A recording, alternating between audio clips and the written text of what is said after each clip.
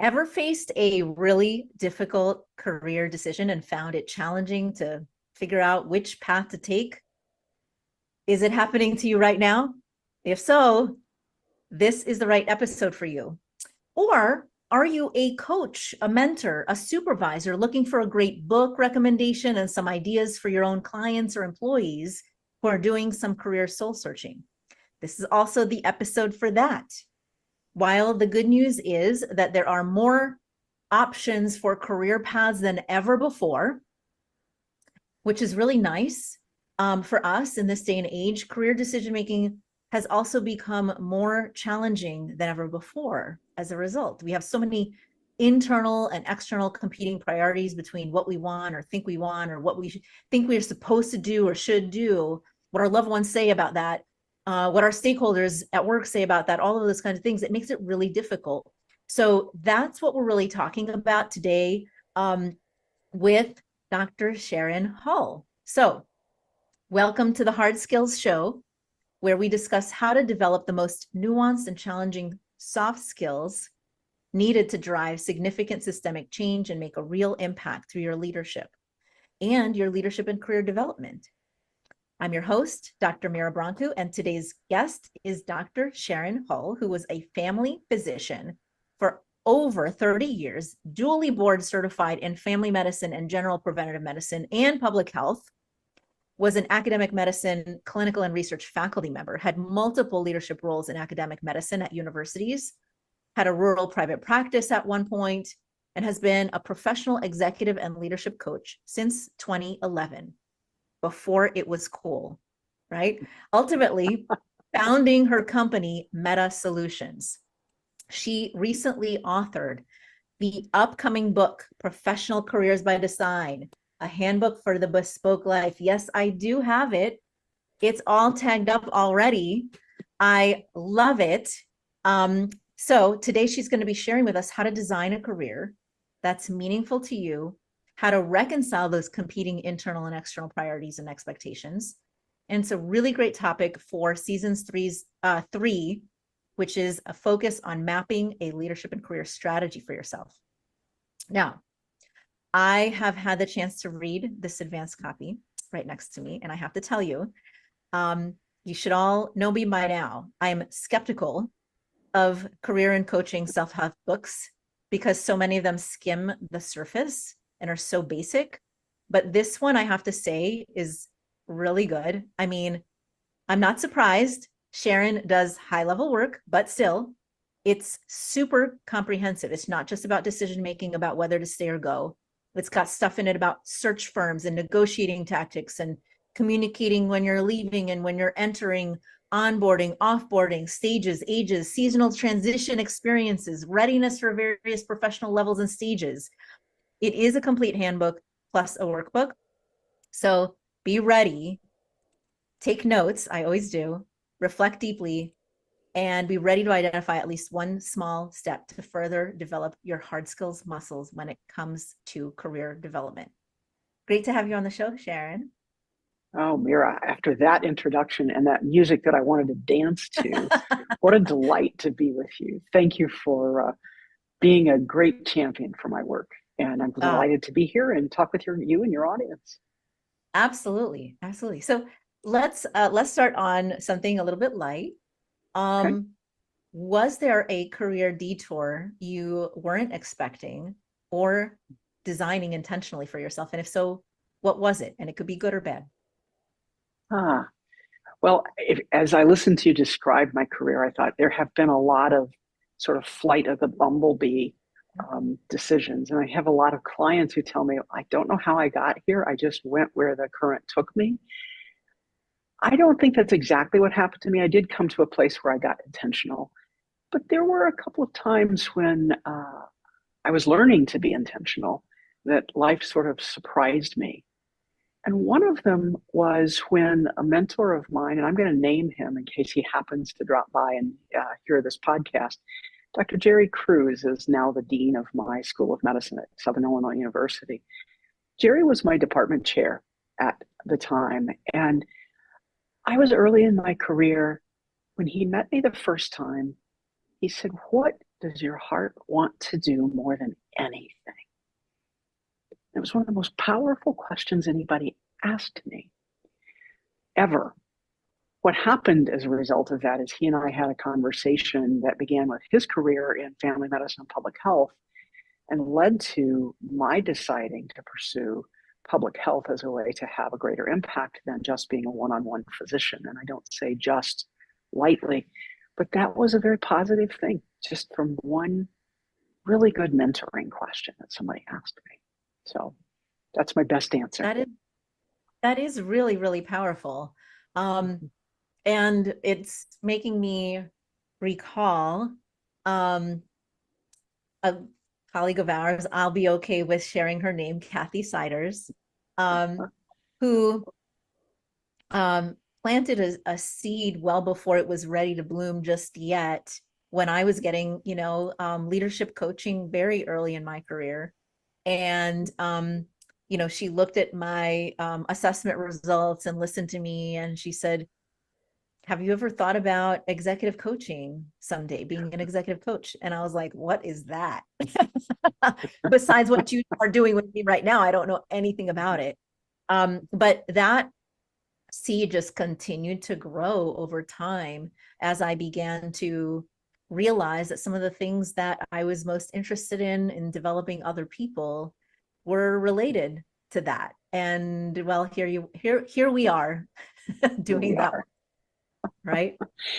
So Without saying much more, I know Kathy, and I joke with her that she is persistent like water on rock. It's gentle, but it's effective. So now that you've been working with clients for quite a while, since 2011, I didn't even realize it's been that long for you as a coach. What are you seeing now more than ever as common challenges among your clients when it comes to career decision making? It's a really good question. And I will say that the predictable answer is that a lot changed with COVID. And I do think that's true, but I think it was underway before then. I think some of the generational shifts about how people look at work and what the commitment is for work have been coming. I think COVID and the pandemic and the changes to the work world that brought accelerated what was already underway, which is that people are asking more of their work than just a paycheck. It either has meaning and gives them a path to grow, or they look for something that does. And sometimes I look at myself, and when the younger folks say, oh, boomer, or okay, boomer, I'm the boomer. But they're right about some of this, right? They're, I think, healthier in their approach to work. And I think we can learn a lot from them. So the things that I'm seeing are that people are making decisions more frequently because they're willing to be more mobile. And sometimes the work world hasn't caught up with that shift, right? There are some organizations, some firms that really want to get on board with what I think of as the new world of work. And there are some who aren't ready to do that. And I think there is a tension for a lot of the clients I talk with about they're ready to think about things differently, and maybe they're in an organization that isn't. Or maybe they see people around them making decisions and they're like, I want to do this way, but it takes courage and I don't know how. So those are the people that I wrote this book for, the people who have the courage and the people who want the courage. Yeah. And along those lines, how or where are they getting stuck? So let's say they have the courage, right? Where might they get stuck? So one of the common things I see is people trying to decide when it's time to look. And when it is time, how do I get started? Some of my clients who are in my generation say, I haven't looked for a job for 20 years. I don't know how to do this anymore. And some of the people who are younger and probably wiser than me say, I know I need to look, but how long do I need to stay in one place so that it looks right on my resume? So that the timing is one of the places people get stuck. One of the other places that people get stuck is I know I need to do something different or I want to do something different, but my life is requiring that I stay put. Maybe I have children in junior high and I don't want to move till they're out of high school, or I need to stay in this job because it pays college tuition for my child and I don't want to give that up, or I have caretaking responsibilities for my family. Those kinds of competing personal demands are the things I see a lot of people trying to resolve. Yeah, absolutely. And I think timing interacts with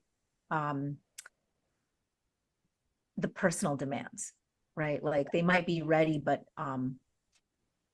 personal demands are making it difficult, or just doesn't make sense. Like if I remember one time being offered a really high level leadership role and saying, I can't uproot my family for this. We're not moving, you know? Yes. And I was perfectly okay with that at that time. Maybe it would have been a different decision, different time, whatever. But those are really hard decisions to make. But, Yes. in my situation, I was so resolute about that one thing that I was not going to uproot my family, that it made the decision much easier once I was clear on those things. Right. So I'm curious for you, like what helps people get unstuck, like those kinds of things? Mm-hmm.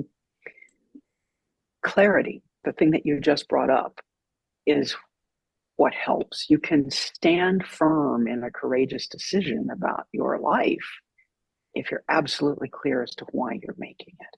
I had a similar, and I don't want to make this episode all about our collective stories between you and me, but I have a time when I said no to applying for a high level job at a university. And there was a lot of pressure because everybody thought that I had come to that institution to apply for that job when it became available.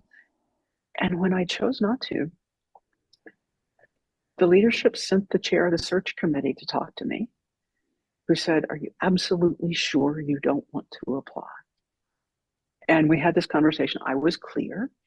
And then he said, I want you to come and talk to the search committee about what's needed for this role. So I agreed relatively naively, and I sat before the entire 20-person search committee, and they said, are you absolutely sure you don't want to apply for this job?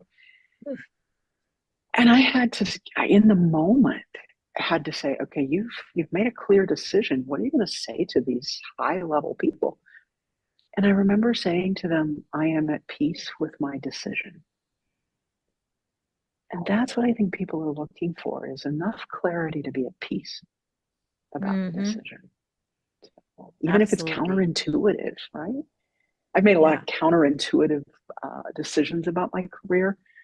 And on some level, this book is, without being about my story, if you know me, you can read between the lines and see that it's how I came to make those counterintuitive decisions. So yeah. We are reaching an ad break. So we're leaving people to sit with what might it take to feel at peace with my decision. And then when we come back from the ad break, we'll get into some frameworks for how to get there, right? So you're listening to The Hard Skills with me, Dr. Mira Branco, and our guest, Dr. Sharon Hull. We air on Tuesdays at 5 p.m. Eastern. If you'd like to join our online audience and ask any questions, you can. You can find us at LinkedIn or at YouTube at talkradio.nyc, and we'll be right back with our guest in just a moment. Are you a conscious co-creator? Are you on a quest to raise your vibration and your consciousness? I'm Sam Leibowitz, your conscious consultant, and on my show, The Conscious Consultant Hour, Awakening Humanity, we will touch upon all these topics and more. Listen live at our new time on Thursdays at 12 noon Eastern Time. That's The Conscious Consultant Hour, Awakening Humanity, Thursdays 12 noon on talkradio.nyc.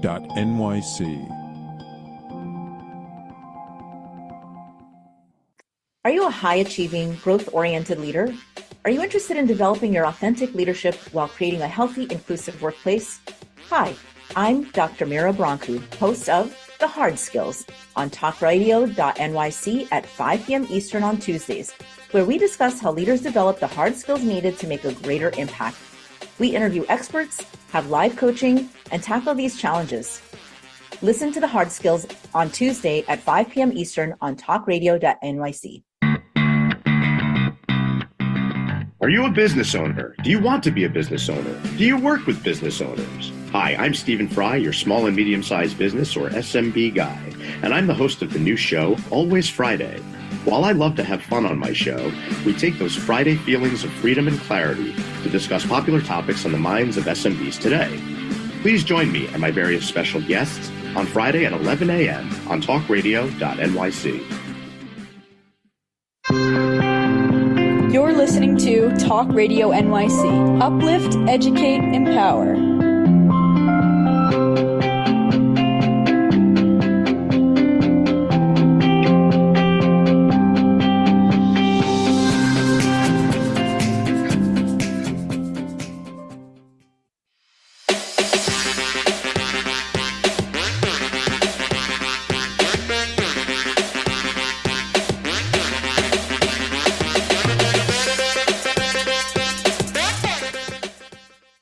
Welcome back to The Hard Skills with me, Dr. Mira Broncu, and our guest today, Dr. Sharon Hull. And we just got done talking about why people might get stuck with career decision-making and kind of where it's coming from. And, you know, some of the most common challenges are, how do I even get started looking for opportunities? They're my next steps, especially if I haven't done this for a long time. And is it the right time? What will it take to help me feel at peace with any decision, right? Which I really love thinking about, like, that's the end goal. The end goal in the decision-making process is, what will it take to help me feel at peace? So one of the things that I really found interesting in your book is that you applied a design thinking framework. Why did you choose to decide to include a design thinking framework? What is it for people who don't know what that is? How does it help?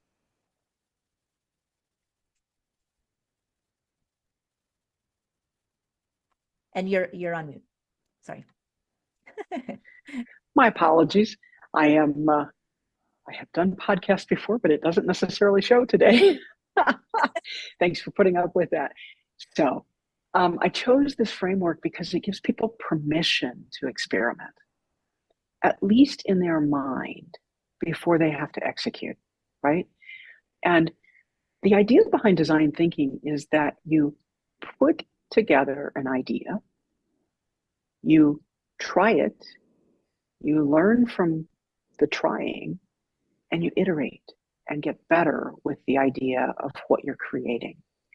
Now, it's kind of hard to keep iterating in real time in your career, but the idea that you could imagine an iterative process for your career, try on an idea with a trusted colleague or an advisor, like a coach, like you did with Kathy, or that you could even think radically outside the box for what really might light you up, light your brain up. Try it mentally and then figure out whether you want to try it in real life. That's how I came to use design thinking. And for me, it's probably the core of the book, is that we get to experiment with our lives if we are courageous and if we are grounded and have clarity. Yeah, so, I think a lot of people come to their career decision-making process and go to coaching seeking a very specific path. Like there must be a clear answer, and I'm missing what that answer is, right? And Right. I think the design thinking gives them permission, if you're willing to, it gives you permission to say, I don't have to have all the answers. I just need to know what my next step is to try something, and what that something would be. That very And next hopefully action, that would be liberating, right? Like hopefully that would be liberating for people, but like you have to be okay with that mindset? Well, I think you're right. And that brings up an important point. Not all the clients I coach about careers want to be this iterative or experimental. And for them, they need to know, what's the next thing I need to do? And that's part of the reason there is kind of this handbook for how to do a search. And that's tactical information. If you know where you want to go and you just need to know how to get there, that's for you. I think people come to different places in their career at different seasons. So sometimes people come and they just need the nuts and bolts of, how do I do this? Sometimes they go, okay, I'm really ready to rethink what I'm doing. For them, the discernment part of the book was appropriate. And sometimes, and I see this more commonly on the front end of a career with trainees or very young people in a profession, and with people who are ready to close out a chapter of their professional life in whatever fashion. They're the ones who want to see the big picture. And that section of the book that talks about the life course of a career, from trainee through what I call the capstone. I don't call it retirement because it's not for everybody. Sometimes there are seasons where we want to see that big picture. Say, where am I on this roadmap? And sometimes we just need to see, how do I get to the next step? Yeah, can you describe that life course of a career? I think people would be really interested in hearing and thinking, like listeners, just think about, use this to think about, like, where am I right now? And what does that mean for my next step? So this is a framework that comes from, I won't even go into the academic basis for it, but there is one about how humans organize their lives. And we have different seasons in our lives. And at different seasons, we have different things to learn. If you're a parent or you have been around young children, you'll know that they have to learn to walk and to say a few words and then put sentences together and then tie their shoes. And we're doing all this to get them ready to go out into the world. Well, as a family physician, we had this chart where you knew what the milestones were through about age 18. What I've done in this section is to say, what are the milestones for adults around work? And I've set out really several stages that I think we all go through. And it's not linear. We go through one and we go back and say, I didn't learn how to do that. I got to figure that out before I move forward. And I wanted to give a framework of, what are the primary learnings? What is it like tying your shoe as a child that you need to learn when you're brand new in a career? What do you need to learn at mid-career? And if you've been thinking about that all the way along, the capstone, whether it's retirement or planning an encore career or something else, comes naturally, and we don't have to be afraid of it. So my real goal is to get that model into the hands of people as early in their careers as possible, so that each stage they kind of have a sense of, yeah, other people have walked this path and I can too. And I don't have to be afraid. I can be really intentional going forward. I'm not sure I answered the question you asked. Yeah, how are each stages tied to seasons or phases or experiences in people's lives? So in a generic fashion, and this doesn't apply explicitly to everybody will have their own nuances. But for example, a new person in a profession has been through their training. They've been given some sort of certification or imprimatur from some organization that they're ready to be in that profession. But they've never done it except as a trainee. And they have to learn how to actually be the person responsible, not just the student. And if they're trying to take their first job at the place that trained them, they have to sort of differentiate from the people that trained them and be seen as an adult and not a trainee. So that's one example. Mid-career is fraught with a lot of seasonality.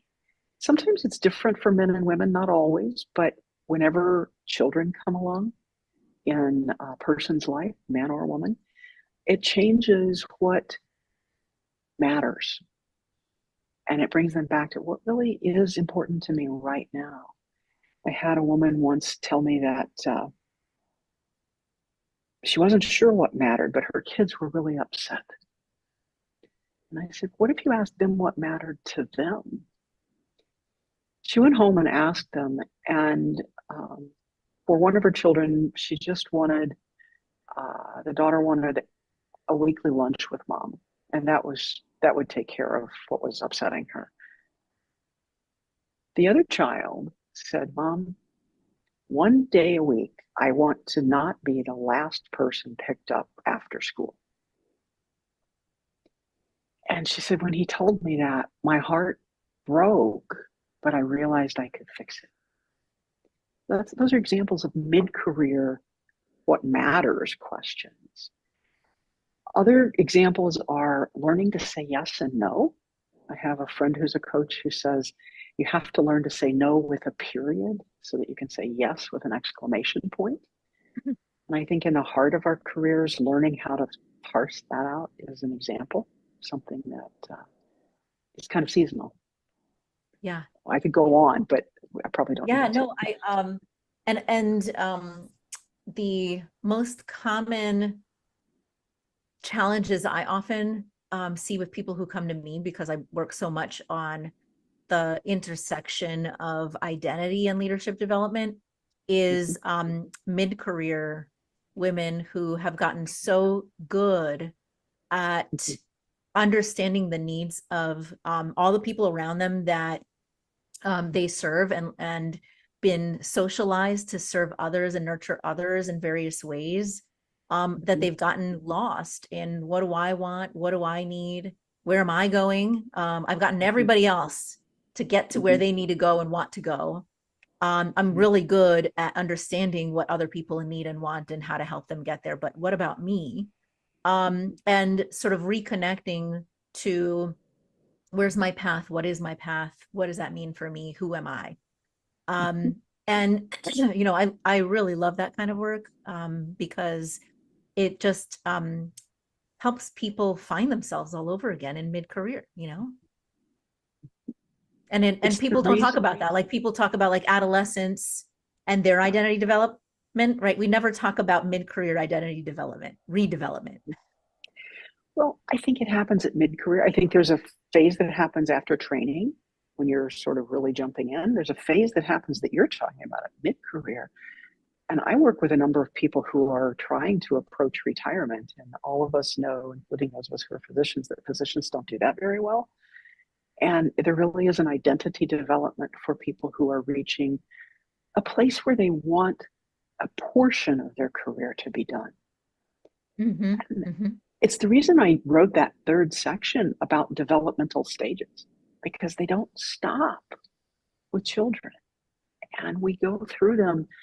What you're describing for women leaders in mid-career is so common. And it's the reason I offer the 5 hip pocket questions. The one question that you can always come back to as a touchstone when you hit that is, what matters most to me, personally and professionally, at this season? We all come, if we go into professional training, it's such a long and arduous course for many of us that we think we can't get out or get off the train.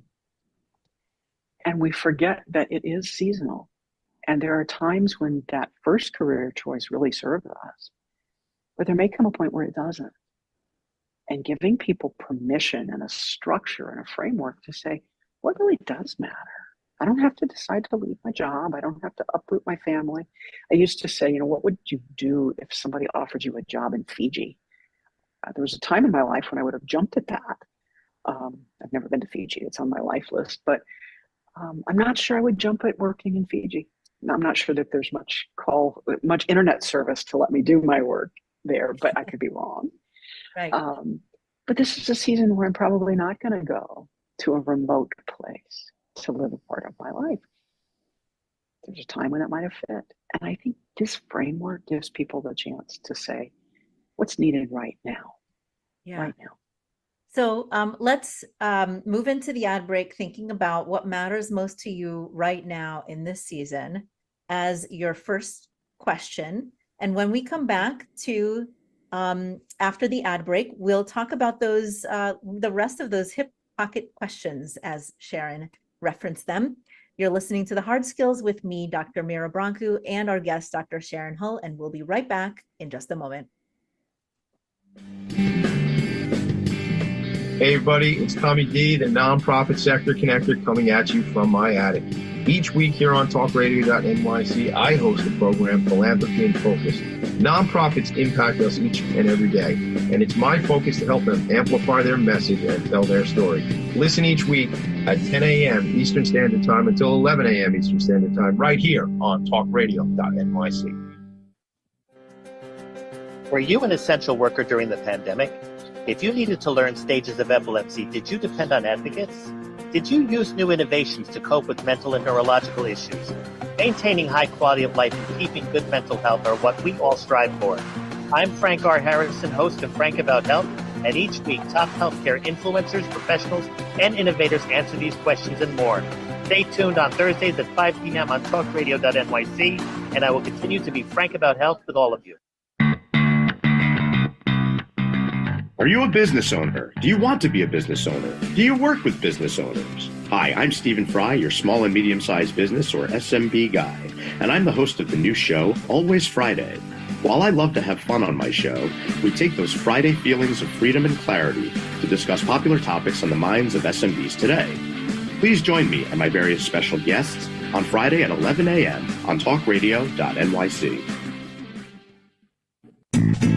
You're listening to Talk Radio NYC at www.talkradio.nyc. Now broadcasting 24 hours a day.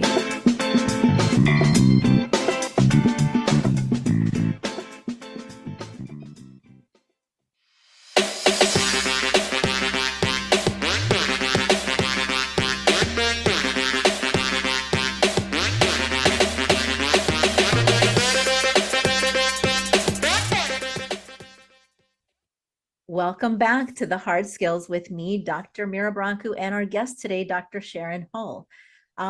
Sharon just started talking about what she calls her hip pocket questions, the 5 questions you should be asking yourself whenever you're thinking through a career decision-making transition. And obviously the first one is what matters most to me, but she adds right now in this season. I think a lot of people get wrapped up in like the big what matters most to me, like you're supposed to only have one thing that matters for your entire life and that should be the guiding thing. But the reality is that our values, interests, needs, all of those things change over time. So it's really important to think like right now, what do I need to be prioritizing and thinking about? Sharon, what's next? Actually, before we go to what's next, I know a lot of people find this actually quite challenging to answer. What do you think helps some folks get unstuck to get clarity around that?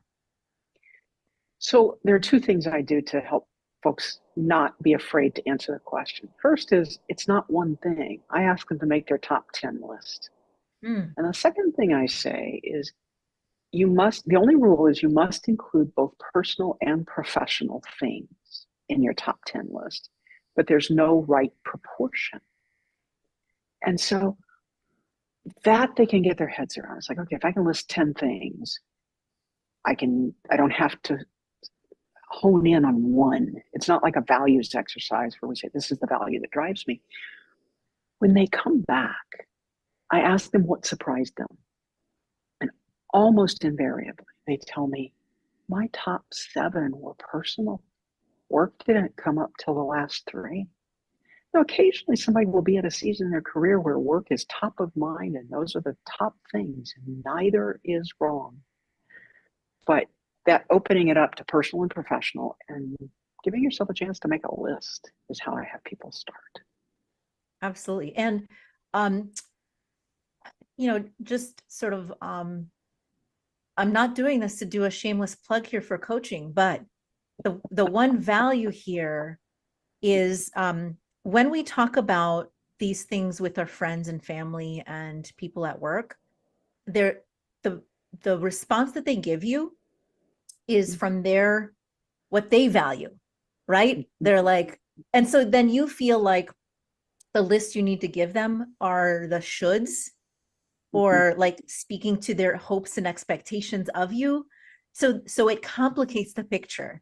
And when you talk with a more objective person who doesn't have a stake in the game, you're able to be a little bit more honest with yourself about those things. I think that is a role that the coach can play if you have a coach, is that neutral sounding board, a place where you can experiment with your thoughts without having to put them in action in the world and without having to worry about who's going to be afraid of your thoughts, right? Right. And you could also do that with a colleague who doesn't have a stake in the game, right? Yes, it doesn't have to be a coach, but it is one of the things coaches do, and trusted friends can sometimes do that. Right. I will say the second question, and it is second for a reason, but it is, who are my stakeholders? Who would care if I were going to uproot my life and move to Fiji, right? And what matters most to them? Answer that first question. You can't answer it for them. What I will often do with couples or with people who have children of an age where they can handle a question is to say, give them question one and leave them alone. Do not compare answers. All of you do your top 10 list and then have a meeting and say, what's on your top 10 list? What's on yours? And how do we as a unit, if it's family, reconcile? I love It that. makes for I some love it also because often when you're seeing a coach like you, it's just like one-on-one. This is a way for you to access, like, what is the system around you, right? What's happening in the system around you and the pressures and the, information that you need. And speaking of stakeholders, for those of you who are not sure what that means or how to apply it in this context of career decision making, who should they be thinking about? I think there's the close-in circle and there's the broader public circle. And the close-in circle is often a significant other, if there is one in the picture. Sometimes it's children, and parents usually know if their children can handle these questions and are ready for them. Stakeholders don't have to answer the question. So sometimes if I'm caretaking my parents are stakeholders, but I may or may not go ask them what matters to them. But I'm thinking about what matters to me about them, right? So they're stakeholders in that sense. There are also professional stakeholders. If I'm going to uproot myself, who do I leave my work to? Who will carry on? What's the impact on the organization if I go? Or if I change roles and don't leave the organization, just change roles? What happens? And those people can be stakeholders. Sometimes it's like, it doesn't matter what happens at my organization. I am going to go for good or ill. And they're kind of on their own. But most of us think about, and most women, frankly, are acculturated to think about, what's the impact of my decision on everybody around me? That's the reason the first question is, what matters most to me? Answer that first. Yep. Then think about your stakeholders. It's built to deal with that acculturation that many of us have, not just women, but it is much more common. Love it. What's the third question? The third question is, what matters to the organization you're in? If you're working for somebody, what are their priorities? What is it value? What are their stated goals and their unstated goals? It's a way to say, well, I'll come to in a minute why I ask it that way. But if you're thinking about changing organizations, you could ask those questions about the organization you're thinking about going to. Maybe you're interviewing. These are questions you want to know about the organization you're considering. So you start with what matters here to you. Then you go to your close-in circle of stakeholders, and if you want, the public-facing stakeholders. And then, unless you work for yourself, and even if you do, frankly, there's an organizational set of values and goals and priorities. And the idea is to look at all three sets of priorities and then ask question 4. Is there alignment between question 1 for me and everybody else's priority? If there is good alignment, what do I want to do about that? And if there's not good alignment, what am I ready, willing, and able to do about it? Those are the 5 questions. So That's fantastic. Yeah, it really considers the complexity that is probably happening inside of you, but you don't know how to tease it out until you realize, like, there's not only my voice inside my head, there's lots of voices. And when Yes. I understand what those voices are, it will help me better understand, you know, how to think about, like, reconcile, if I need to reconcile, where am I reconciling? Mhm. And sometimes you do need to reconcile, and there is a conflict of alignment that has to be dealt with. It might be personal. I have to take care of my parents, but I really have this dream job offer in Fiji. What am I going to do? Or can I move my dog to Fiji? You know, sometimes the stakes are higher than others. But sometimes it's, okay, we have two really good opportunities here, but they pull on different pieces of what matters. How do we reconcile that as a couple? Sometimes there is no conflict and you're actually perfectly happy where you are. Then the question is, how do you thrive? Right? What would help you thrive right where you are? And that's part of the conversation about staying versus going that I know you had some interest in talking about. Yes, let's talk about the stay and go grid. I love this grid that you created. Share a little bit more about that. Sure. So I am trained in public health. And so if there is an epidemiologist out there listening, this is a 2x2 table. Nobody else needs to care about what that means. But basically, it's a 2 rows and 2 columns table with 4 sections. Stay and survive, go and survive, stay and thrive, go and thrive. And the question is, do I stay or go? And you have to say, am I surviving or thriving where I am? And which way do I want to move? Sometimes you're in survival mode, but you've got to stay and keep your head down and get through it. Those, depending on the level of toxicity, those can be really tough situations to be in. Sometimes you have great opportunities where you are and you're staying, but you want to move up the ladder and you're looking for a way to thrive and learn something new. Sometimes things are really bad in those toxic situations and you've got to go even if you're not ready. It's so bad, you've got to get out. That's the go and survive quadrant. Sometimes you have a great offer and you have an opportunity to go somewhere else and thrive. You might not even have been looking for a job, but there's a thriving that you can see that is different than where you are. And that grid, and the way to think about it is, where am I? Which quadrant am I in? And which one do I want to move to? And then I ask my favorite question, which is, what's the very next action? Take not the 10 steps to get there. Start with the very next step, just one step. And that to me is a key way to help people deal with the chaos that these questions often bring up. We get so overwhelmed. And that's why I bring people back to, okay, knowing what you now know, what is the very next action you need to take? Only one that you can do in the next week. It's a way to cut through the overwhelm.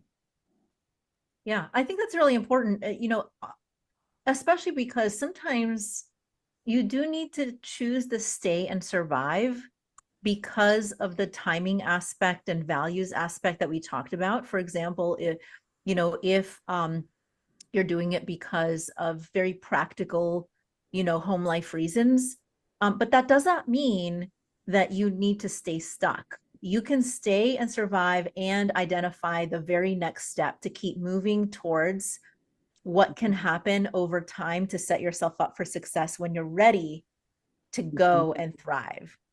Right? And yes, I see people who come to me during or after what I call a career trauma, something that happened that really surprised them and that was painful. And they come in lots of forms.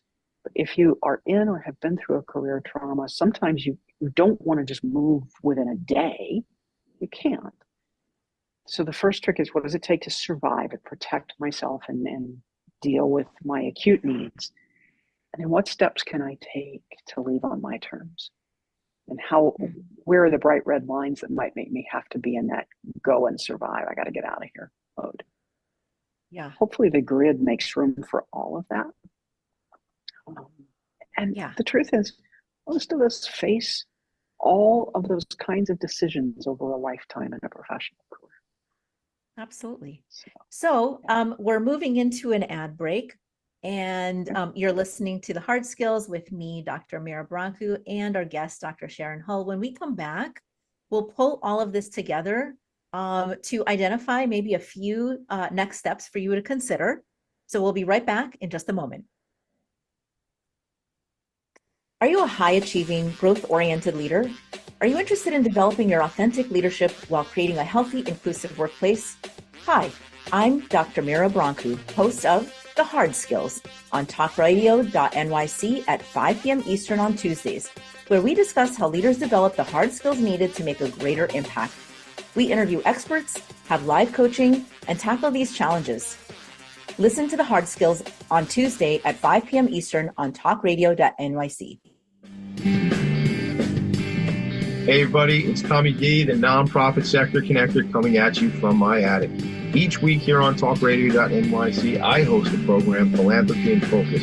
Nonprofits impact us each and every day, and it's my focus to help them amplify their message and tell their story. Listen each week at 10 a.m. Eastern Standard Time until 11 a.m. Eastern Standard Time, right here on talkradio.nyc. Are you a conscious co-creator? Are you on a quest to raise your vibration and your consciousness? I'm Sam Leibowitz, your conscious consultant, and on my show, The Conscious Consultant Hour, Awakening Humanity, we will touch upon all these topics and more. Listen live at our new time on Thursdays at 12 noon Eastern Time. That's The Conscious Consultant Hour, Awakening Humanity, Thursdays 12 noon on talkradio.nyc. You're listening to Talk Radio NYC at www.talkradio.nyc. Now broadcasting 24 hours a day.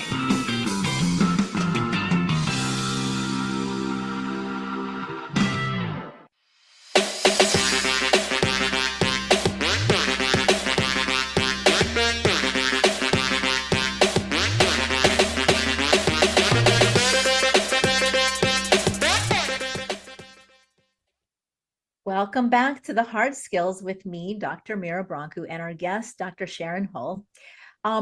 Sharon has shared a lot of different kinds of ways to think about career decision-making. We've talked about the life cycle, the seasons, the back pocket, what was it, questions? The Hip pocket questions. The hip pocket. Back pocket. Do you know why I call them that? Why? I call them that because you keep those questions in your hip pocket all the time. And when an opportunity or a crisis comes up, or when your life changes, or when world events happen, pull them out of your hip pocket and just review them. Awesome. It's a good way to ground yourself. So hip pocket questions. Hip pocket questions, yes. So the stay or go grid, we've covered a lot of different kinds of tools. What would you like people to take away from today out of all of the things that we talked about? I thought about this a lot. You asked me to think about it before we came together today. I think the core message is that we are not locked in to a path from one career decision. We can be intentional and choose almost all the time. Sometimes the choices aren't what we want to have, they're not the ideal choices, but we almost always have a choice. And the book that I've written is a way to navigate those choices and to help you think about them before you have to put them into action. So it's a model for managing your career over a lifetime. And that's what I hope people take away, is that it is a lifetime dynamic process. It is. And especially these days, Yes. people really do change, not just jobs, but careers. Yes. Multiple times. It's okay. That's a thing that we do now. And it can be quite scary, but it can be quite exciting as well. And this offers you a way to really think about it in a way that is maybe less scary. That's my goal, is that things become less scary when we have a set of tools, a framework to think about Yeah. it. And this is intended to be a framework of intentionality. Yeah, so let's talk about a couple of resources that you'd like to share with people. I'm going to share my screen for those of you who are sort of watching live or watching the recording later. I'll show you it while we're also talking through. So the first is just reminding you that the name of the book is Professional Careers by Design, a handbook for the bespoke life by Sharon Hull. And you can find it right there on Amazon. The second is if tell us a little bit about the book club. Like not everybody has a book club, along with their book. Tell us a little bit about that. So you'll notice the subtitle of the book is A Handbook for the Bespoke Life. That really means an intentionally created life, personally and professionally. And so I have created an online platform called the Bespoke Life Community. Membership is free, and I think you have the web address that you can give people to go explore and decide if they want to join that community. I'd love to have you there. We have ongoing conversations about what it means to have an intentionally created life. Within that space, there is another free space that is dedicated as a book club for conversation about this book, Professional Careers by Design. And if you join the book club, you have the ability to download every tool that is in the book in a PDF format that you can work with. And if you do that, it really turns the book into a workbook. Now, all the tools are printed in the book, but it's a 6x9-inch book. It's hard to read and work with those. I wanted to make the PDF versions available to people. And all of this is free. And I would like to invite everybody to join first the primary community, but second, the book club within there. That's awesome. And it's free. Did you hear that, folks? Probably for a limited time offer, so you better hop on. If you're just sort of listening, watching, just wanting to hop on, members.metasolutions, METTA solutions.com. And if you're interested in more of Sharon's services, Sharon, share with us your metasolutions.com information here. What can they learn more about from you? Sure. So what you're showing them now is our primary website for the company, Meta Solutions. And we do professional executive coaching for people in a variety of professions. We do training and consulting around the things we've talked about today, as well as other leadership skills building. And the other sort of passion topic for me is time and energy management. A lot of people think of it as work-life balance, but to me, it's about managing your time and energy. So those are our three kind of big areas: leadership coaching, career support and coaching, and then consulting about time and energy management and the other two things. So all of that is described on our website, and I'd be happy to have you drop by. There's also a page on the website for the book and all the ways you could get it. It is on pre-order till April 30th, and April 30th it goes live. So we're getting close. This is part of our launch effort, and thank you for helping me do that. Absolutely. Yay. Excellent. How exciting. It's coming out in 2 weeks, folks, April 30th. As a reminder, April 30th, and you can pre-order it now. So audience, listeners, what did you take away? And more importantly, what is one small next step that you can take this week based on what you learned from Sharon? Even if you're happy with where you are, how can you continually explore, consider, prepare for future steps? Share it with us on LinkedIn at Mira Brancu or Sharon Hull or at talkradio.nyc so we can cheer you on. We're also on Facebook, Instagram, Twitter, Twitch, all over the place. But LinkedIn is where I live. That's where she lives online. So that's where we'll respond. In addition and I to would being, say you'll find me at Meta Solutions. Thank you. On LinkedIn, not under my name, and on Twitter or now X at Meta Solutions. Thank you. Great. So in addition to being a live show, we're also on Apple Podcasts, Spotify, Please go subscribe to the podcast, leave a review, share with others to help us increase our visibility, reach, and impact. The stuff that we talk about on this show is part of our research-based strategic leadership pathway model that we teach in TowerScope Leadership Academy, which is a private coaching and learning community for socially conscious leaders in healthcare, academia, tech, and STEM industries looking to make a greater impact. To learn more and apply, you can go to gotowerscope.com and click on Leadership Academy. And thank you to talkradio.nyc for hosting. I'm Dr. Mira Branco, your host of the Hard Skill Show. Thank you for joining us today, Dr. Sharon Hull, for being our guest. Thank you for the opportunity. It's been a pleasure. Absolutely. And have a great rest of your day, listeners, wherever you're tuning in from. Bye, all.